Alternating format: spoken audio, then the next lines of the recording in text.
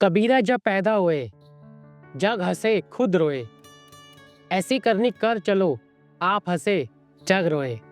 नमस्कार, मैं हूं नितिन, फिर से आपका स्वागत करता हूं रियल वर्ल्ड विद नितिन में। शिक्षा की कड़ी में हमने पहले भाग में बात की, जिसमें आचार्य डॉक्टर जीत राम भट्ट जी ने गुरुकुल से जुड़ी अनेक जानकारियां दी कि कैसे भारत में लॉर्ड मैकॉले ने स्कूली व्यवस्था का आगमन किया। भारत, जिसे विश्वगुरु कहा जाता था, कैसे उसने गुरुकुली व्यवस्था को ध्वस्त कर दिया। दूसरे भाग में हमने गर्ल्स चाइल्ड एजुकेशन को लेकर आचार्य डॉक्टर सुकामा जी से बात की। उन्होंने बताया कि कन्याओं को गुरुकुल में कैसे शिक्षा दीक्षा दी जाती है और कन्या गुरुकुल से निकलकर देश में एक अलग नई पहचान बनाती है। कोई आईएएस बनता है, कोई आईपीएस बनता है, कोई स्पोर्ट्स में जाता है और खुद सुकामा जी को पद्मश्री पुरस्कार से सम्मानित किया गया है। तीसरे भाग में हमने दिखाया कि छात्र से छात्र की शिक्षा नीति को किस तरह से बल दिया जाता है और बच्चों को शिक्षा के साथ साथ धनुर्विद्या सिखाते हैं और वहाँ के बच्चे अंतर्राष्ट्रीय स्तर पर गोल्ड मेडल तक लेके आए हुए हैं।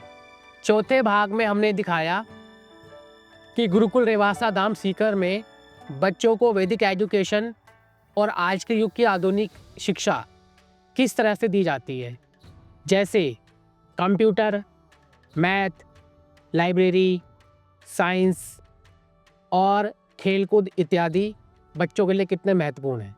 तो हम इन चारों भागों की शूटिंग की यात्रा के बाद इस नतीजे पर पहुंचे हैं कि भारत फिर से विश्वगुरु बन सके और इसमें कोई दोहराई नहीं है। यह रास्ता तब तक कठिन है जब तक आप और हम आगे कदम नहीं बढ़ाएंगे।